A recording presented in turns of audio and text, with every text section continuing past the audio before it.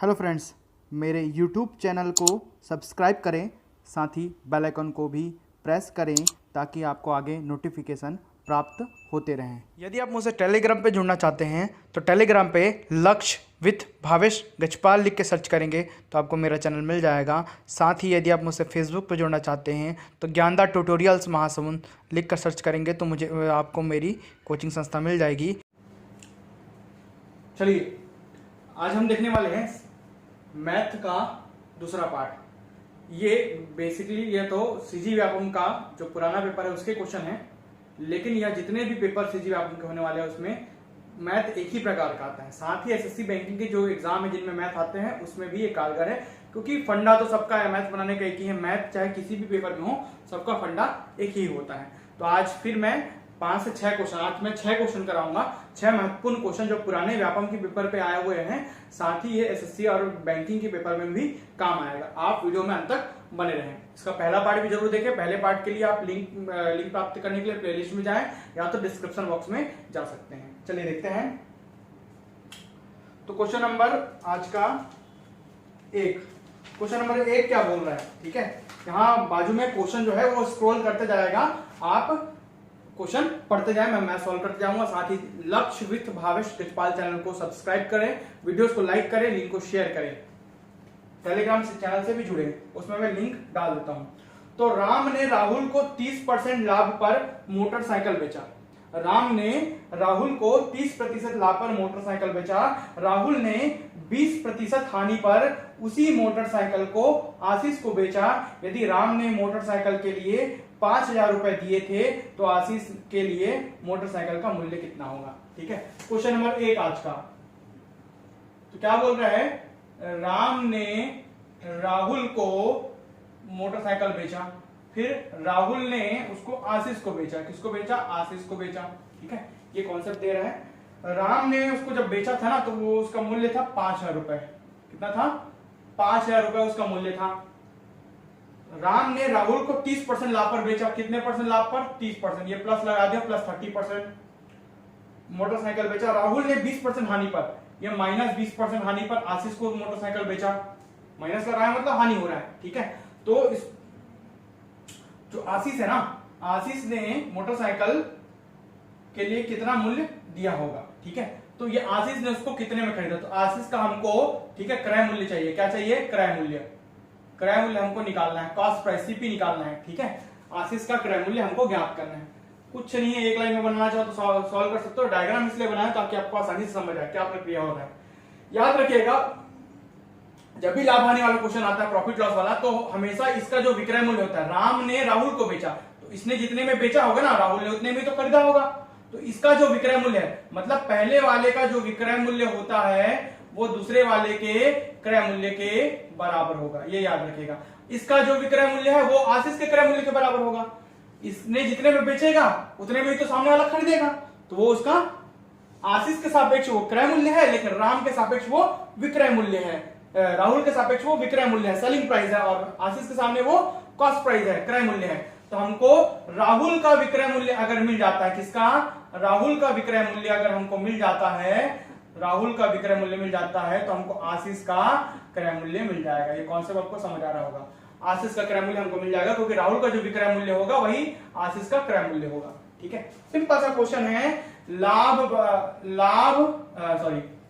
तो लाभ हानि के लिए क्या होता है? क्रय मूल्य का लाभ या हानि का परसेंट बराबर विक्रय मूल्य होता है।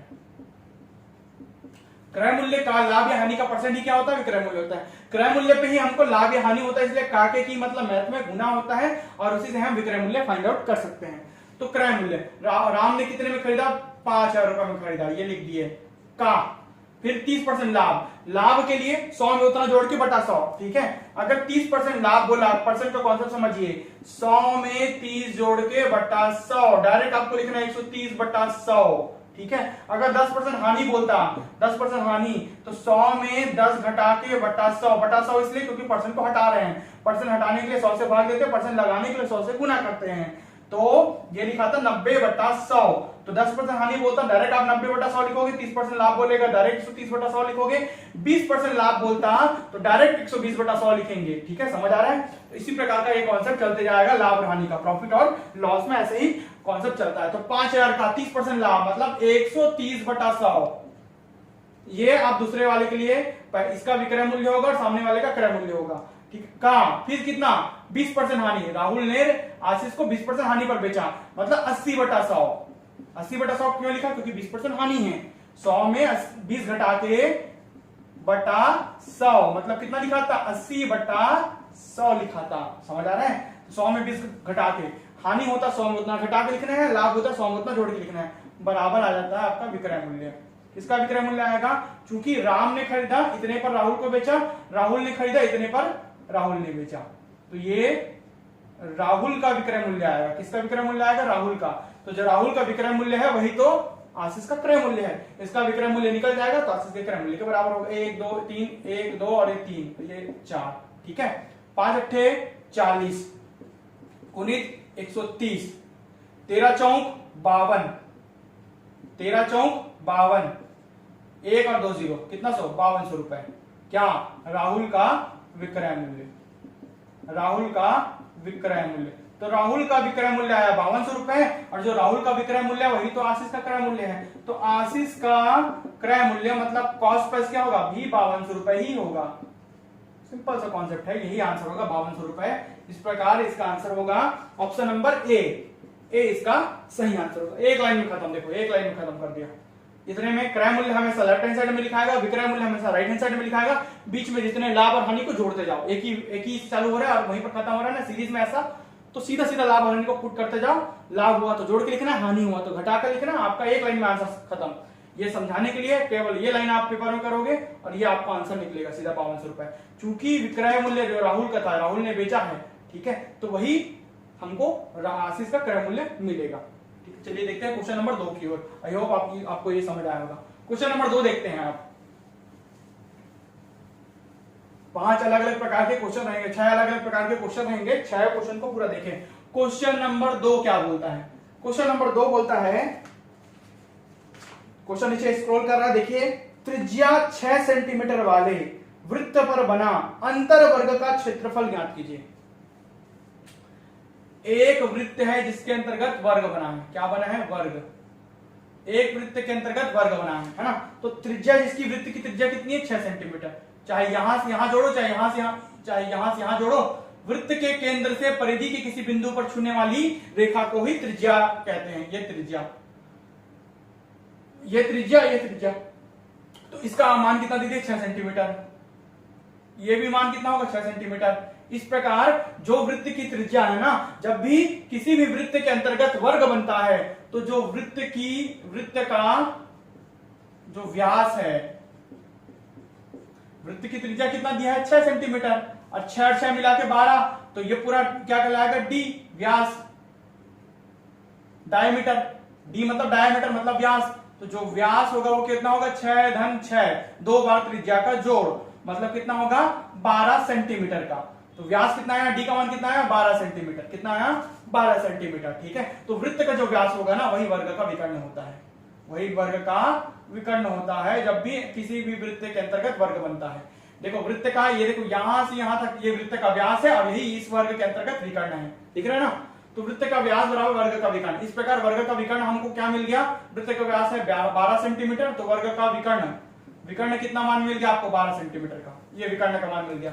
अब विकर्ण मिल गया तो वर्ग का क्षेत्रफल निकालना है। क्वेश्चन में बोला है तो वर्ग का क्षेत्रफल, जब आपको विकर्ण दिया गया हो तो क्या होता है? विकर्ण का वर्ग बटा 2 होता है फॉर्मूला।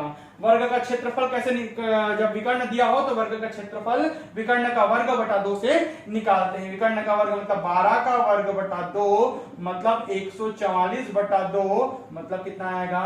कितने बार में जाएगा भाई? 72 बार में। तो 72 वर्ग सेंटीमीटर ये आपका आंसर होगा। आंसर नंबर बी जो है इसका सही आंसर है।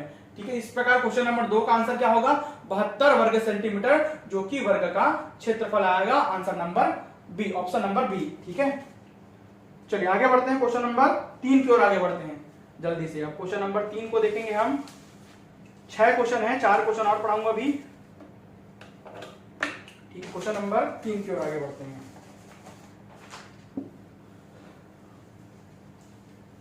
क्वेश्चन बाजू में स्क्रॉल करेगा, पूरे क्वेश्चन लास्ट तक रहेगा, आपको उसको पढ़ते जाना है।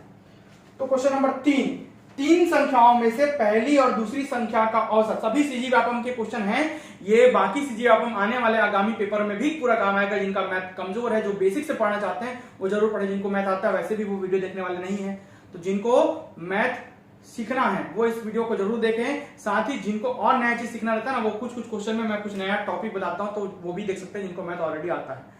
सभी के अपने अपने ट्रिक हैं, सभी के अपने अपने तरीके हैं, तो जो ज्यादा सक्सेसफुल है उससे आप मैथ सीखे तो ज्यादा अच्छा है। तो तीन संख्याओं में से पहली और दूसरी संख्या का औसत दूसरी और तीसरी संख्या के औसत से 15 अधिक है। कितना अधिक है? 15 अधिक है। पहली और तीसरी संख्या का अंतर क्या होगा? 4 ऑप्शन दिया है, 15, बी 45, सी 60, डी उपरोक्त में से कोई नहीं। 4 ऑप्शन आपको दिख रहे हैं। देखिए एक बात आपको बता देता हूं, जब भी किसी भी मैथमेटिकल क्वेश्चन में ना अधिकता या कमी या अधिक या कम शब्द दिया होता है, उसका मतलब अंतर निकालना होता है। यह आप दिमाग में बैठा लो। आप इस कीवर्ड को पकड़ लोगे तो कोई भी मैथ आपका बन जाएगा।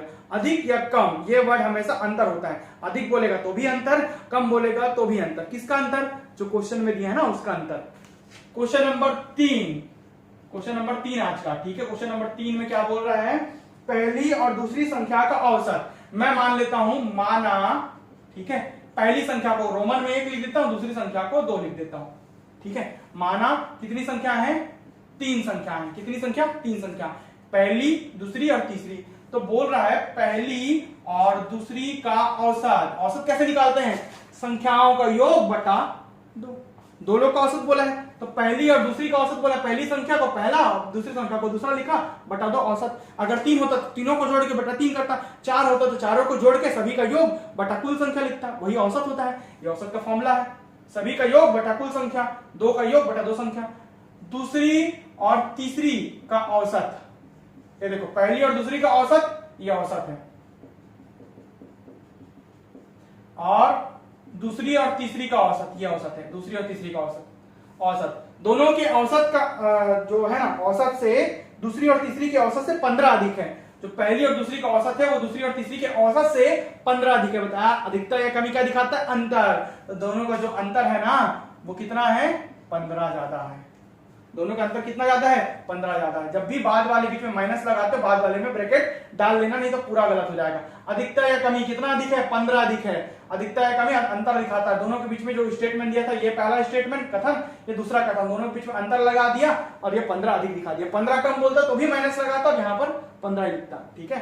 20 कम बोलता तो यहाँ 20 लिखता, यहाँ पर अंतर लगाता। अधिकता या कमी का मतलब अंतर होता है, दिमाग में सेटल कर लीजिए। पहली धन दूसरी ऋण दूसरी, है ना, ऋण तीसरी, ये दिख रहा है। ब्रैकेट ओपन किया तो माइनस हो गया, और 2 और 2 का लघुत्तम 2, 2 और 2 का लघुत्तम 2, ये आ गया 15, ठीक है। तो इस प्रकार ये दूसरा और दूसरा 2 से 2 कट गया, तो पहली माइनस तीसरी बटा 2 बराबर 15। अब क्या बोल रहे हैं क्वेश्चन पे? तो पहली और तीसरी संख्या का अंतर, औसत का नहीं। अगर बोलता पहली और तीसरी के औसत का अंतर, तो यहां पर प्लस रहता और ये बटा 2 होता, लेकिन संख्या का अंतर बोला है, तो पहली माइनस तीसरी संख्या का अंतर बराबर 15 दूनी 30। क्रॉस मल्टीप्लाई, तीरिया गुना, उधर चला गया आपका आंसर। क्या आएगा आंसर? 30 आएगा। आंसर 30 आएगा, जो कि ऑप्शन पे नहीं है। इस प्रकार इसका आंसर होगा डी, उपरोक्त में से कोई नहीं इसका आंसर होगा। क्या होगा? उपरोक्त में से कोई नहीं इसका सही आंसर होगा, ठीक है। चलिए आगे बढ़ते हैं क्वेश्चन नंबर 4 की ओर। आई होप आपको पूरा समझ आ रहा होगा लाइन से। क्वेश्चन नंबर 4 की ओर आगे बढ़ते हैं। सभी मिक्स प्रकार के क्वेश्चन हैं, एक ही प्रकार के क्वेश्चन नहीं पढ़ा रहा हूं, मिक्स प्रकार के क्वेश्चन है और सरल तरीके से 2-2 मिनट में सॉल्व हो रहा है सब। चलिए इसको थोड़ा उतारना पड़ेगा। क्वेश्चन नंबर 4 बाजू में स्क्रॉल कर रहा है, क्वेश्चन दिया गया है, गिवन डाटा देखते रहिए। 2x by 1 plus 1 by 1 plus x by 1 minus x बराबर 1 हो तो x का मान निकालिए, ऐसा बोल रहा है क्वेश्चन पे। क्वेश्चन बाजू में स्क्रॉल चल रहा है, 4 ऑप्शन दिए हुए हैं, a 1/3, b 1, c 2/3 और d उपरोक्त में से कोई नहीं, ठीक है। चलिए इसको बनाते हैं। क्वेश्चन कैसे बनेगा देखते रहेंगे। सबसे पहले यहाँ जब भी ऐसा क्वेश्चन आता है ना, ये वाला सीक्वेंस, तो हमेशा यहाँ चालू करते हैं। सबसे नीचे से क्वेश्चन बनाना चालू करना है आपको, इसका और इसका लघुत्तम निकालना है। ये दिया plus x by 1 minus x, ऐसा ये वाले पोर्शन को पहले ले रहा हूं अलग से, दिख रहा है आपको। तो सबसे पहले यही चालू करना है, हमेशा नीचे वाले चालू करते हैं लघुत्तम। लघुत्तम निकालने का डायरेक्ट तरीका, पहले ऐसे बचपन में ऐसे करते थे, इसको 1/a लिखते, फिर दोनों का लघुत्तम आता तो 1 - x आता, फिर इसका गुना इधर करते 1 - x, इसको ब्रैकेट में डालते धन x, ये इसका गुना इधर होता, ठीक है। ऐसा करते, ऐसा नहीं करना है, डायरेक्ट इसको गुना करना है। ये बटा 1 करने की आवश्यकता नहीं है, सीधा दिमाग पे बिठा लो कि डायरेक्ट गुना होता है। इसका गुना इधर धन ये बटा ये, ठीक है। तो कैसे लिखेंगे अगले स्टेप में इसको, देखो इसको ऐसे लिखूंगा, ये इसका गुना इधर तो 1 - x, ये ब्रैकेट क्लोज, ये प्लस x पूरे का बटा, लघुत्तम निकाल लिया तो पूरे का बटा क्या हो जाएगा 1 - x हो जाएगा, 1 - x। इसका गुना इधर, इसका गुना इधर धन ये बटा पूरा ये, क्योंकि लघुत्तम निकल रहा है, आखिर बटा ये करते तो 1 - x होता ही ना, इसका लघुत्तम दोनों का, फिर इसका गुना इधर करते 1 - x, फिर ये इसका गुना इधर करते, ऐसा ये होता है। ब्रैकेट ओपन कर लो, ब्रैकेट ओपन करोगे तो ये कट जाएगा, ठीक है। तो अगले स्टेप में इसके ऊपर क्या है 1 है, और इसके बाजू में क्या है +1 है, और इसके ऊपर में क्या है 2x है, और इधर क्या चल रहा है 1 चल रहा है, ठीक है। ऐसे ही चल रहा है ना, पूरा ये पूरा बटा है। तो ये निकल गया अपने पास, ये प्लस माइनस कैंसिल हो गया, तो क्या बचा 1 + 1/1 यहाँ पर 1 बचा ना, 1 बचा 1 - x, ऐसा बचा है पूरे के बटे में 2x, और बराबर में इधर 1। अब जब भी ये कंडीशन आए तो ये दोनों पद को देखना, ये बड़ा बटा, इसके नीचे वाला ये दोनों पद को देखना, जो कि तीसरा और चौथा पद होता है। क्या होता है तीसरा और चौथा पद, ये देखो ये 1 बचा यहाँ पर, और ये नीचे वाला पद, तो ये तीसरा चौथा जब भी पद आएगा तो हमेशा याद रखिए पहला बटा दूसरा, तीसरा बटा चौथा होता है। चौथा पद हमेशा पहले के साथ, दूसरा पद हमेशा तीसरे के साथ जाता है, मतलब 1 गुणित चौथा पद होता है और 2 गुणित तीसरा पद होता है। चौथा पद हमेशा ऊपर जाएगा, मतलब 3/4 है तो चौथा बटा तीसरा हो जाएगा, उल्टा कर देना है हमेशा, यहाँ पर ऊपर ले जाना है। तो ये 2x बटा 1 प्लस ये हो जाएगा, ये ऊपर चले जाएगा, तो ये हो जाएगा 1 - x बटा 1, ये 1 नीचे आएगा, तीसरा पद नीचे आ गया, चौथा पद ऊपर चला गया, ये 1 के साथ गुना हो गया, आखिर वही हो गया है ना, तो बराबर 1, ये चला गया आपका। अब आगे बढ़ते हैं थोड़ा सा, इसमें आगे बढ़ते हैं। फिर लघुत्तम लेना है आपको, क्या लेना है फिर लघुत्तम, 1 एकम 1, सीधा लघुत्तम लो, 1 एकम 1, यही ले लेते तो 1 एकम 1 धन 1 - x, ये 1 एकम 1 धन 1 - x, इसको ब्रैकेट ओपन कर दिया बटा 1। अब पूरे के ऊपर में क्या चल रहा है 2x, बराबर में क्या चल रहा है 1 चल रहा है, 1 एकम 1, डायरेक्ट लघुत्तम लेने बोला हूं, धन 1 - x, ये ठीक है, ये हो गया आपका।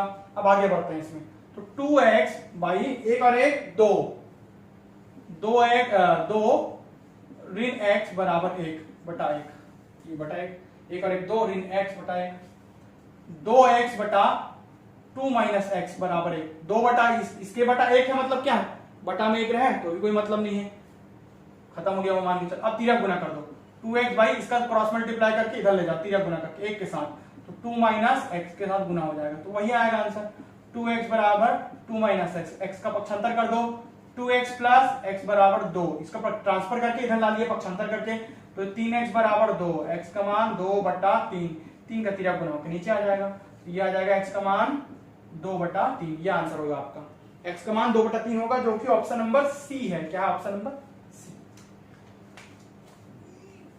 ये समझिए, हमेशा यहां चालू करना है क्वेश्चन, इसका लघुत्तम निकालना है, सीधा इसे जोड़ना है, बटा लिखना है, सीधा ये लघुत्तम निकाला, जोड़ा, बटा लिखा, पलट दो, ऊपर ले जाओ, इसको ऊपर ले जाओ, ये नीचे आ गया, 1 वहीं रहेगा, ये ऊपर चला जाएगा, चौथा पद हमेशा ऊपर चले जाता है, बताया था उससे।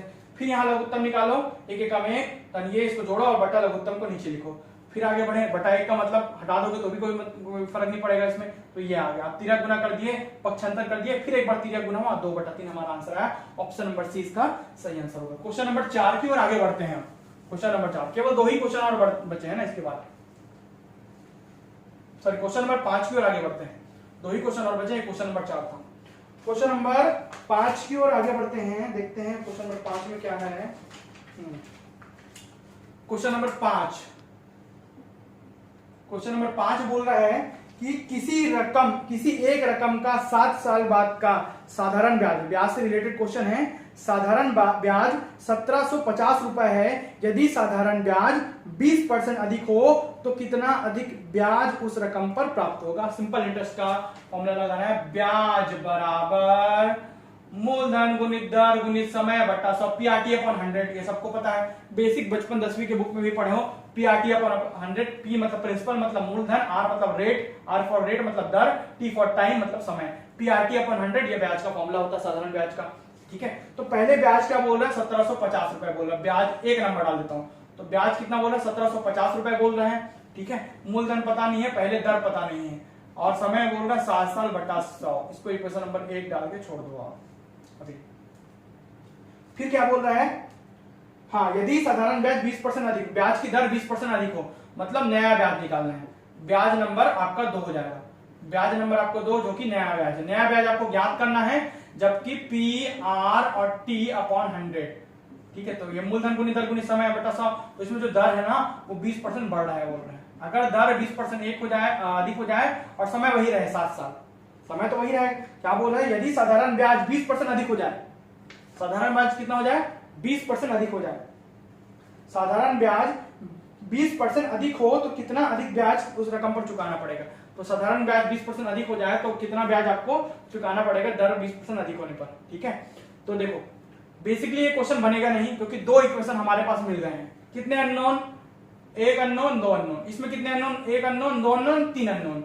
जब दो इक्वेशन होता है ना तो केवल दो अननोन होने चाहिए, एक दो एक दो, दो इक्वेशन दो अननोन, ये तीसरा अननोन आ गया। तीन अज्ञात टर्म जब होंगे दो इक्वेशन में तो सॉल्व कभी नहीं होगा, इस प्रकार से इसका मान ज्ञात नहीं किया जा सकता। आप किसको रखोगे, मान लो यहाँ से पी का मान निकाल के तिरक गुना करके इसमें रखते हो तो ये ब्याज और आर दो अननोन हो जाएगा, आप सॉल्व नहीं कर पाओगे, ये और ये छूट जाएगा। मान लो यहाँ पर आर का मान निकाल के पी में रखते हो तो यहाँ पर पी और ब्याज दो छूट जाएगा इस इक्वेशन में। तो इस प्रकार दो इक्वेशन दो अननोन, एक इक्वेशन एक अननोन, तीन इक्वेशन तीन अननोन होने चाहिए तभी सॉल्व होता है, ये मैथमेटिकल रूल है। इस प्रकार इसका आंसर जाएगा सी आ जाएगा, सी इसका आंसर होगा, जिसका मतलब है ज्ञात नहीं किया जा सकता, इसका आंसर हम नहीं निकाल सकते। तो इसका फाइनल आंसर क्या होगा, इसको ज्ञात नहीं कर सकते, इसको फाइंड आउट नहीं कर सकते, ठीक है। चलिए बढ़ते हैं क्वेश्चन नंबर 5 की ओर, चलिए क्वेश्चन नंबर 6 की ओर, छठवां और अंतिम क्वेश्चन देखते रहते हैं। क्वेश्चन बाजू में स्क्रॉल कर रहा है, देखिए क्या बोल रहा है, क्वेश्चन नंबर 6 बोल रहा है अंडर रूट 18,225 का मान यदि 135 हो तो आपको निकालना है इसका मान 182.25 है ना, धन अंडर रूट 1.8225 धन अंडर रूट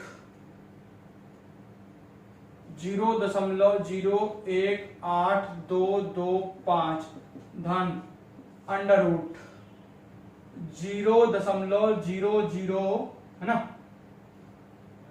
0.0018225, ये इसका मान निकालना है आपको। अगर इसका मान ये है तो इसका मान क्या होगा ये आपको फाइंड आउट करना है, ठीक है। ऑप्शन दिया है देखो 14.9985 ही सही आंसर होगा। अब देखिए कैसे सॉल्व करेंगे इसको, है ना। ऑप्शन नंबर ए इसका सही आंसर।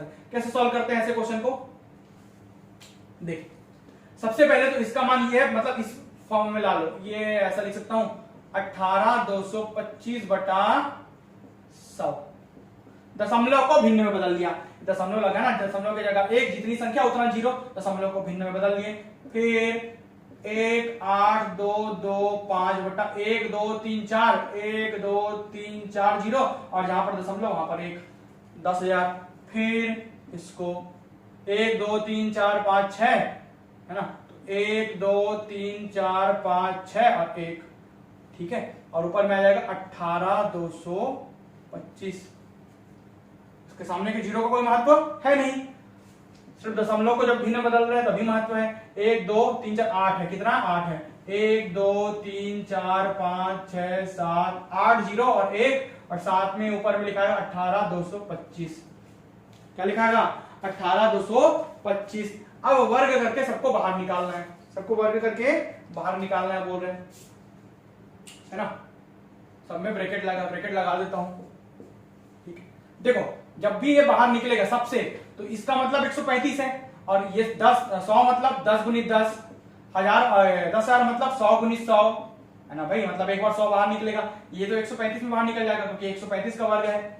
वर्गमूल 18,225 मतलब कितना 135 का वर्ग है, तो बाहर निकल जाएगा, ये मतलब 1000 गुनी 1000 दिख रहा है आपको नीचे में, और ये 10,000 गुनी 10,000, एक ही बार बाहर निकलेगा जोड़े में से। तो ये लिखा आएगा 135/10 धन, ये लिखा आएगा 135/100 धन, ये लिखा आएगा ब्रैकेट से बाहर निकलेगा, अंडर रूट से बाहर निकलेगा तो 135 बटा 1000 धन, ये लिखा आएगा 135 बटा 10,000। अगला लाइन सॉल्व हो गया, सीधा खत्म। 135 को सबसे कॉमन निकाल लो, बच गया क्या 1 बटा 10 धन 1 बटा 100 धन 1 बटा 1000 धन 1 बटा 10,000। ठीक है, चलो देखो आगे बढ़ते हैं। आगे एक ही स्टेप में खत्म हो जाएगा, सीधा सीधा 135 को कॉमन निकाल लो। 135 इसमें से कॉमन आ गया, ये बच गया 1/10 प्लस 1/100 प्लस 1/1000 प्लस 1/10,000 10,000। ठीक है, लघुत्तम निकालना है भाई। अब 135 कॉमन में लघुत्तम निकाल लो, जो सबसे बड़ी संख्या वही लघुत्तम होगा। तो मतलब 10,000 शून्य वाले में, 1000 वाले में 10,000 सबसे बड़ा संख्या है, तो यही इसका लघुत्तम होगा। लघुत्तम निकालने के बाद क्या करते हैं, जो लघुत्तम आया ना उसको प्रत्येक के गुणे में ले जाते हैं। तो 10,000 इसके गुणे में ले जाते हैं, तो इससे एक शून्य से एक शून्य कट गया, बच गया 1000। ठीक है, यहाँ पर आएगा 1000 धन, इसके गुणे में ले जाओ 10,000 को, 1 2 2 शून्य कट गया है ना, 2 से 2 शून्य कट गया, क्या बच गया ऊपर में 100 धन, इसके गुणे में ले जाओ 10,000 को, 1 2 3 1 2 3 शून्य कट गया, बच गया 10 धन, इसके गुणे में ले जाओ 10,000 को। ठीक है, तो 1 2 3 4 1 2 3 4, इसके ऊपर में आएगा तो 1 बचेगा। अंतिम लाइन है क्वेश्चन का और आंसर आ गया। क्या बचेगा, पूरे गुणे में है ना, ब्रैकेट में बाहर निकला मतलब गुणे में 10,000 100 और 11 मतलब 1111 बटा 10,000 जो ब्रैकेट के अंदर था। ठीक है, हो गया खत्म, कुछ नहीं करना। 135 को 1111 से गुना कर दो तो ये आएगा 149985। इसको इससे गुना करके देखना, 1111 को 135 से जब गुना करोगे ना तो 149985 आएगा, बटा नीचे में क्या बचेगा 10,000। फिर भिन्न से दशमलव बदल लो, जितना जीरो उतनी संख्या बाद दशमलव लगा लो। तो कितना जीरो, 4 जीरो, तो 5 8 9 9 के बाद दशमलव लगा के 1 4। क्या आएगा इसका आंसर, जितनी संख्या बाद जितना जीरो उतनी संख्या बाद दशमलव लगाना है। तो ये 14.9985 इसका आंसर आएगा, जो कि ऑप्शन नंबर ए है, यही इसका फाइनल आंसर होगा। ठीक है, 14.9985। इस प्रकार ये क्वेश्चन भी सॉल्व होता है।